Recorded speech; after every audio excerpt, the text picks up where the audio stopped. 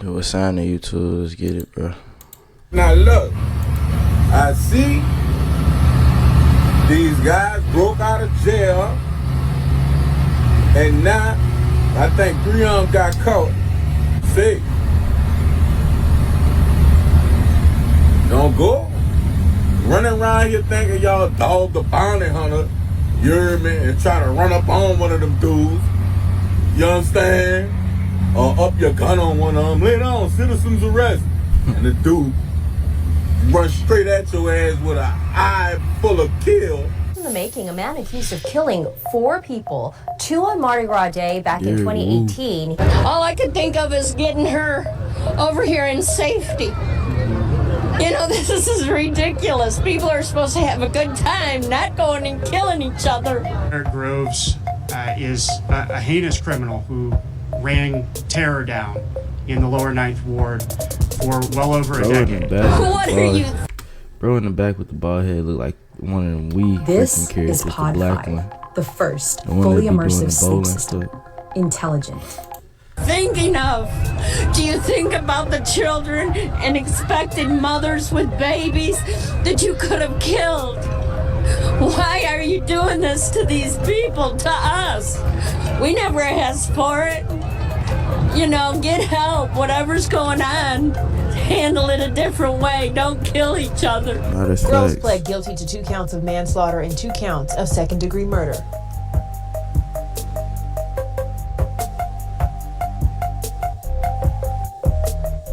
I'm back with another video. Welcome to New Orleans, where the brass man hit the streets, but them choppers hit even harder. It's the Big Easy, but ain't nothing easy about surviving in the NO. Under all them Mardi Gras masks and crawfish balls lies a war zone. A city with a heartbeat that skipped one, where every block got a name, every corner got a code, and every youngin' chasing respect or revenge. And in the heart of that was one name that rang out heavy, Derrick Groves, aka Woo. He ain't just no hood myth or some name on the news. Nah, Woo was a storm, haunting them same streets that raised soldiers and took them. He came up round dope boys, stick-up kids, murder charges, and police task forces breathing down his neck.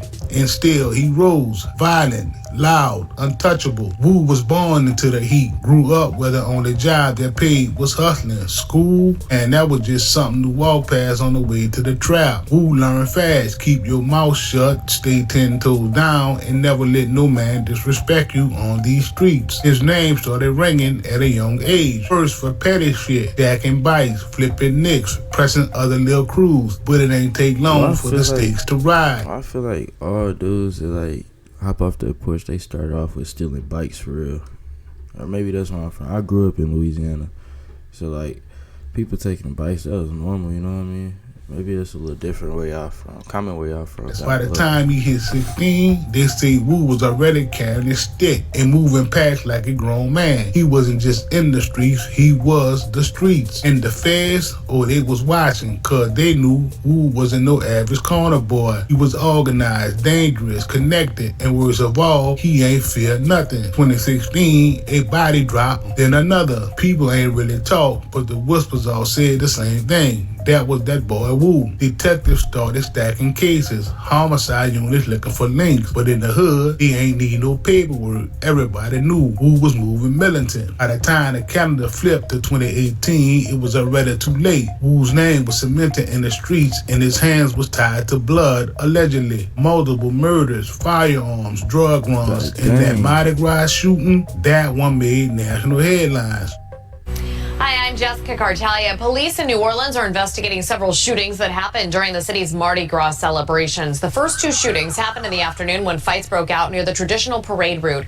2 more shootings were reported over the course of the day across the city. 3 people in total were killed, 5 more were injured. But we gonna get to that, cause see, Woo's story, it ain't just about one shooting. It's about how a kid from the trenches went from pushing grams to pushing bodies in the dirt, and how the feds finally caught up. but only after the damage was already done. 2017, the Feds started moving quiet, but heavy. See, Wu wasn't just on NOPD's radar no more. Now it was the DEA, ATF, and even Homeland Security. Yeah, it was like that, because they knew he wasn't just out here hustling. He was allegedly moving work across lines that ran up and down the Gulf. They got eyes on trap spots, wires on phones. They flipping Wu's little homies one by one, trying to find a crack in the armor. But Wu, he was playing chess, kept his circle tight. Spoken codes, changed phones like outfit. To them alphabet boys, he was a ghost. But ghosts leave trails, and Wu's trail was bodies, burners, and work. 2018, first official Fed hits come down. Federal agents indict Wu on firearm charges. They say he got caught possessing multiple guns while already being a convicted felon, including a 45 with the serial filed off, a Draco pistol, and an extended Glock with a switch. But here's the twist. Them guns, he tied to unsolved murders. So while the charges on paper said firearm possession, behind the scenes, they were stacking the puzzle. The feds ain't moving unless they got motive. And with Wu,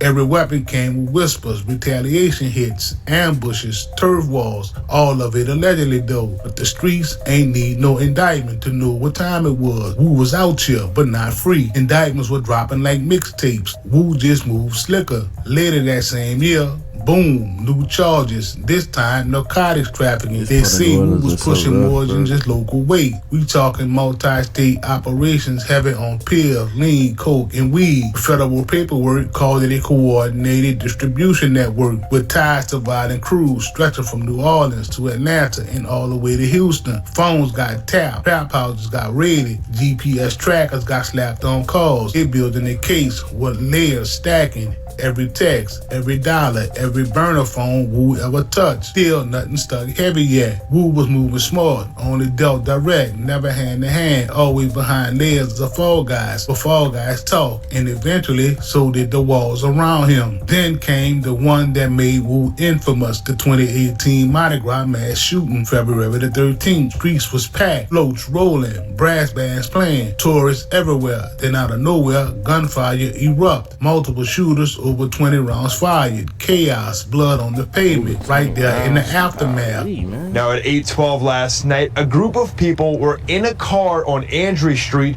in the lower 9th Ward when another group started firing shots.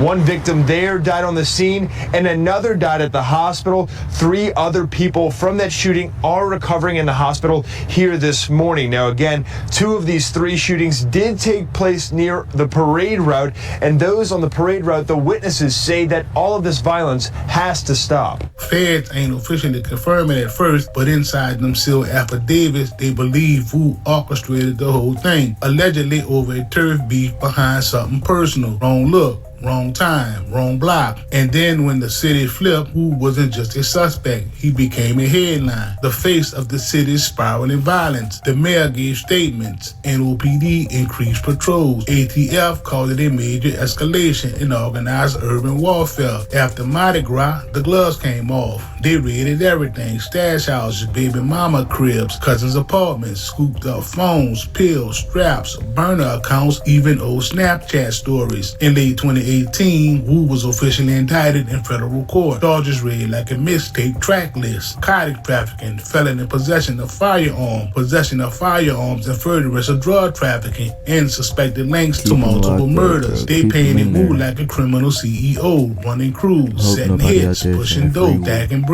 And even inside them courtrooms, Wu ain't flinched. No cooperation, no plea, just that cold stare, like he already knew the life he had chose. But the feds, they don't stop. And they had time, evidence, witnesses, and they planned to bury Wu under the jail. 2020 hit, and the case against Wu, it came heavy. By now, the feds had been building for over 2 years. Surveillance, wiretaps, informants. They were stacking statements, phone records, jail calls. Every brick in Wu's empire was being documented. And then, folks started flipping. People who used to ride with, eat with, call bros, started signing them proffer agreements, testifying in open court, telling telling stories about drug runs, stash spots, even bodies that never made the news. Witness 4 say Wu gave the order for a hit on a rival crew leader back in 2017. Witness 6 say Wu kept a Draco under his seat every time he rode. Witness 9 claimed Wu bragged about airing out the Mardi Gras shooting like it was Baghdad. Some say they was lying, others say they was scared. But in that courtroom, them stories stuck. The feds ain't just relying on witnesses though. Nah, they came with the evidence mountain. Phone taps from Wu's Galaxy burner where he had talking in code about zips, sticks, and slides. GPS logs showing him outside the rival's house the night before a retaliation hit. Photos pulled up from deleted Snapchat stories showing stacks, straps, and lean cups in the background. They even had jail calls. Wu talking reckless, using coded language that the feds decoded later. Calls where he mentioned dudes had crossed lines and needed to be put to sleep. Wu's defense tried to play it down, that the feds were fabricating, stretching slang into conspiracy. But in the jury's eyes, that pile of proof was looking way too high to ignore. It all came down to that one day, room packed, media lined up. The jury came back after 3 days of deliberation, and the verdict?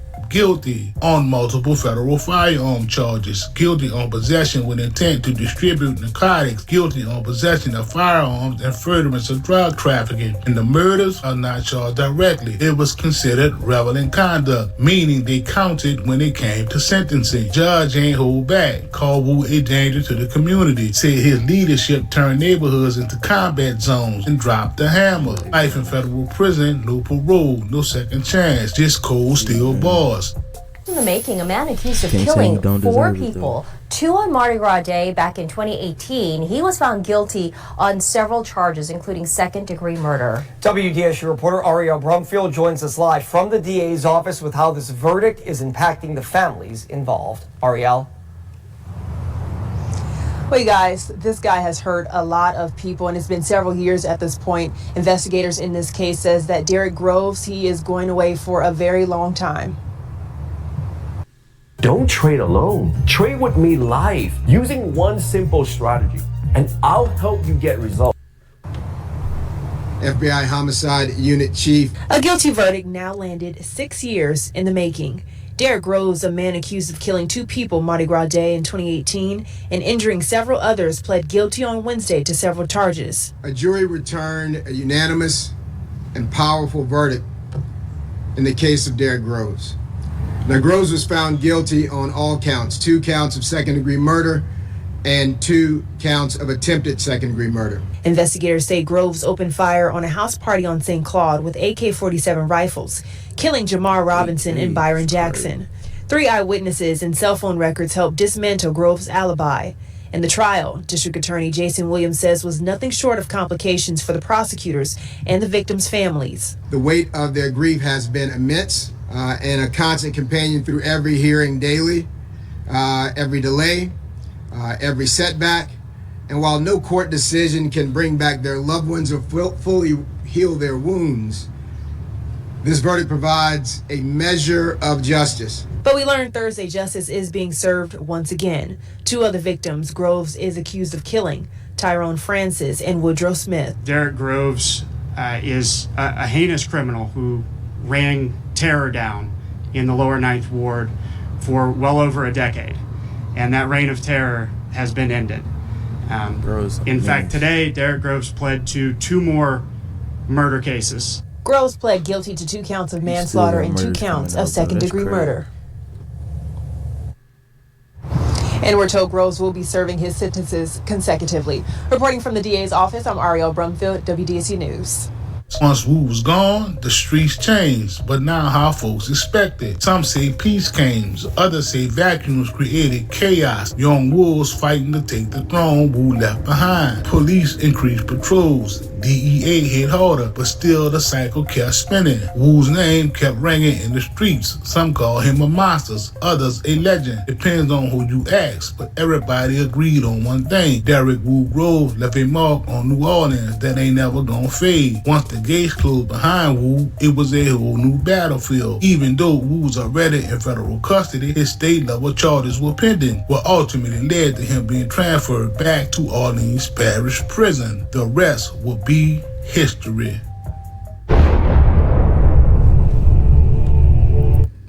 Keep him locked up. Keep that boy Wu locked up, fam.